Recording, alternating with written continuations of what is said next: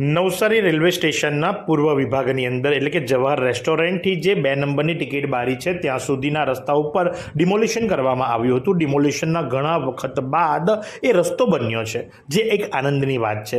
પણ સાથે જ પ્રશ્ન ઊભો થાય છે કે પ્રાઇમ આર્કેડ તમે બિલ્ડિંગ જોજો, કારણ કે જો તમે છેવાડે તરફથી એટલે કે ઉદ્યોગનગર તરફથી એન્ટર થતા હો તો રસ્તો તમને પહોળો અને સ્ટ્રેટ દેખાશે, પણ પ્રાઇમ આર્કેડ વચ્ચે આવે છે અને ત્યાંથી રસ્તાને ટર્ન મારવામાં આવ્યો હોય એવું લાગી રહ્યું છે અને રસ્તો સાંકડો થઈ જાય છે.